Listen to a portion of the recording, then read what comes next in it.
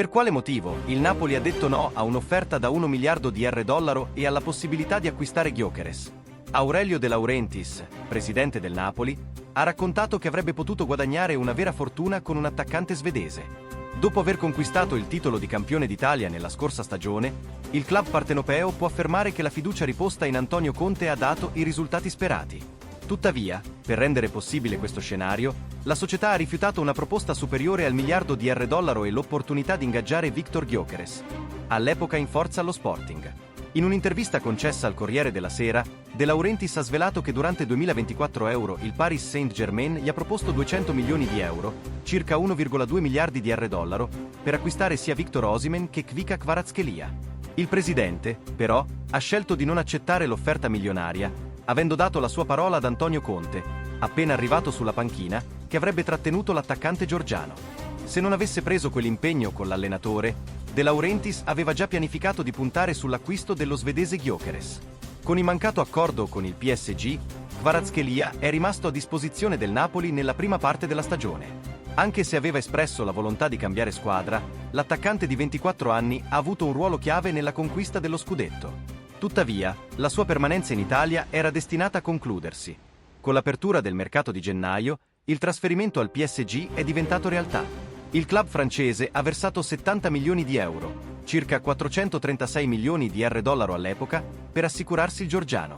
Sempre secondo il presidente del Napoli, non era più possibile trattenere il calciatore. Nonostante il rinnovo contrattuale del 2023, che aveva previsto un aumento di stipendio, l'agente del giocatore ha continuato a lavorare per facilitare il passaggio a un grande club europeo. Subito dopo l'incredibile prima stagione di Kvaratskhelia, abbiamo avviato le trattative per un nuovo contratto, aumentandogli lo stipendio e proponendo una cifra molto importante, consapevoli che un ingaggio troppo basso avrebbe attratto l'attenzione di tanti club pronti a offrirgli cifre astronomiche, ha spiegato Aurelio De Laurentiis. Nonostante la partenza di Kvaratskhelia, il Napoli ha continuato a puntare su una strategia di mercato equilibrata, evitando spese impulsive e mantenendo la solidità economica del club. De Laurentiis ha sottolineato più volte che il progetto tecnico con Antonio Conte prevede una crescita graduale, valorizzando i giocatori già presenti in rosa e investendo in profili funzionali, piuttosto che in nomi altisonanti.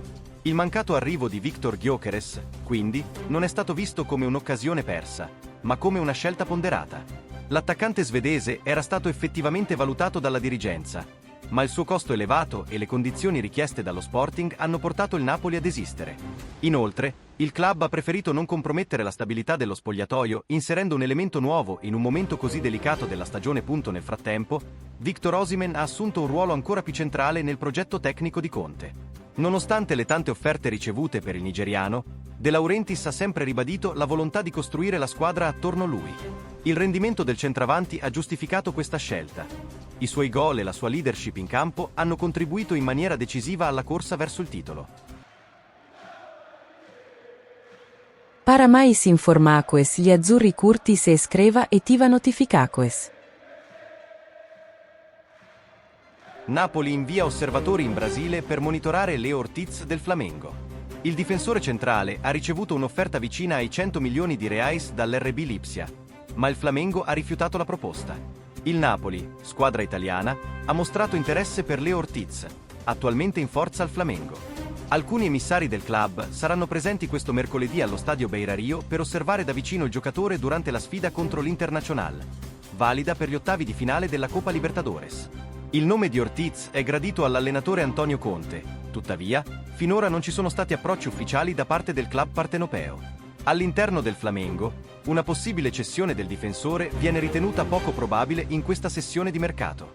Perché ciò possa cambiare, l'offerta dovrebbe essere considerata irrinunciabile. Nel mese di luglio, il Flamengo ha rifiutato una proposta dell'RB Lipsia del valore complessivo di 15 milioni di euro, circa 95,6 milioni di reais, inclusi bonus. Ortiz ha militato per 5 anni nel Bragantino, squadra che fa parte dello stesso gruppo proprietario dell'Ipsia. Nel 2023, quando era ancora al Bragantino, Ortiz ha ottenuto il passaporto italiano per facilitare un eventuale trasferimento in Europa. Essendo cittadino comunitario, non occupa un posto da extracomunitario nei campionati europei con limiti per stranieri, aumentando così il suo valore sul mercato. Oltre a Lipsia e Napoli, anche Juventus e Roma hanno manifestato interesse per il difensore brasiliano, ma solo il club tedesco ha avanzato un'offerta concreta e tentato di intavolare una trattativa. La finestra di trasferimento resterà aperta fino al 2 settembre. Nel corso del 2025, Ortiz ha disputato 40 partite, segnato 4 reti e fornito 2 assist. È uno dei giocatori più utilizzati da Filipe Luis. Inoltre, è stato convocato per le ultime 3 pause internazionali con la nazionale brasiliana nelle qualificazioni sudamericane. Si prevede anche la sua presenza nella lista di Ancelotti per le gare contro Cile e Bolivia previste a settembre. Profilo di Leo Ortiz rappresenta una combinazione interessante di esperienza, leadership e versatilità. Capace di giocare sia come centrale in una difesa 4 che in una linea 3, il brasiliano si distingue per la sua capacità di lettura del gioco, senso della posizione e buona tecnica individuale. Queste caratteristiche lo rendono un'opzione attraente per diversi club europei alla ricerca di un rinforzo affidabile nel reparto arretrato. Nonostante il forte interesse esterno, il Flamengo continua a considerare Ortiz una pedina fondamentale nel progetto tecnico attuale. La dirigenza del club carioca ha ribadito la volontà di mantenere intatta l'ossatura della squadra, specialmente in vista della fase decisiva della Coppa Libertadores e del campionato brasiliano. Cedere un titolare in questo momento potrebbe compromettere gli obiettivi sportivi della stagione. Dal punto di vista contrattuale, Ortiz ha ancora un accordo valido con il Flamengo, e questo conferisce al club una posizione di forza nelle eventuali trattative. Inoltre, il difensore ha manifestato gratitudine nei confronti della società per le opportunità ricevute, ma non ha escluso un trasferimento futuro, soprattutto se ciò dovesse rappresentare un passo avanti nella sua carriera europea. L'adattabilitá culturale e sportiva del giocatore è vista come un punto a favore da molti club europei. Para mais informações, gli azzurri curti se escreva e ativa notificações. L'attaccante tratta con un club italiano durante questa sessione di mercato. Addio al Manchester United. Rasmus Jlund non rientra più nei piani della dirigenza del Manchester United. Dopo una stagione deludente, il club inglese ha deciso di non puntare più sull'attaccante danese per la prossima annata. Di conseguenza, diverse squadre europee hanno manifestato interesse e avviato i primi contatti per assicurarsi le sue prestazioni. Tra le più interessate c'è il Napoli, che da tempo segue con attenzione il giocatore. In questi ultimi giorni, Jlund avrebbe espresso il desiderio di trasferirsi al club partenopeo nel 2025. Il giocatore, però, chiede che venga presentata un'offerta ufficiale per l'acquisto a titolo definitivo, rifiutando soluzioni temporanee. Jlund vuole vestire l'azzurro. Secondo quanto riportato dal giornalista Fabrizio Romano, il Napoli avrebbe già ricevuto il via libera da parte di Jlund per un possibile approdo in azzurro. Il centravanti crede di poter dare un contributo importante alla squadra attualmente campione d'Italia. Tuttavia, è fermo sulla sua posizione. Non accetterà prestiti e prenderà in considerazione solo un trasferimento a titolo definitivo, con la risoluzione del contratto con il Manchester United. Le trattative sono in corso da alcuni giorni e stanno procedendo positivamente, anche se al momento non sono emersi dettagli ufficiali sull'esito dei colloqui. Dopo l'infortunio di Romelu Lukaku, la squadra guidata da Antonio Conte ha intensificato la ricerca di un nuovo attaccante, individuando nel giovane danese una soluzione ideale per rinforzare il reparto offensivo. Il Napoli, consapevole della concorrenza di altri club europei interessati a Jlund, sta cercando di accelerare i tempi per concludere l'operazione. La dirigenza partenopea vuole approfittare della volontà del giocatore di cambiare aria e sta lavorando per trovare un'intesa economica con il Manchester United, che non sembra intenzionato a svendere il suo giovane talento nonostante le difficoltà recenti. Da parte sua, Jlund è determinato a rilanciare la propria carriera in un contesto dove possa trovare maggiore continuità e fiducia.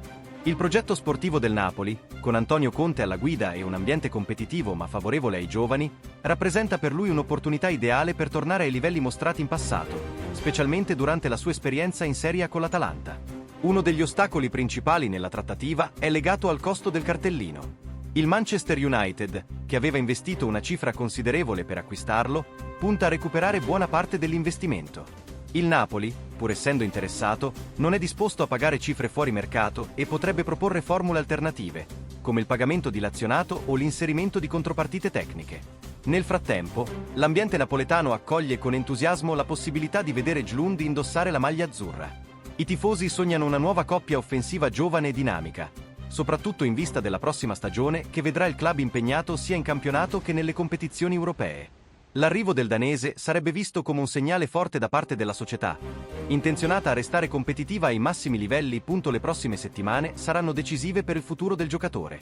Se il Napoli riuscirà a trovare un accordo con lo United, Djlund potrebbe diventare uno dei protagonisti del prossimo campionato di Serie A. Resta da vedere se la volontà del calciatore e quella del club italiano basteranno a convincere il Manchester United a lasciarlo partire definitivamente. Para mais informações, gli azzurri curti se iscreva e ativa notificações.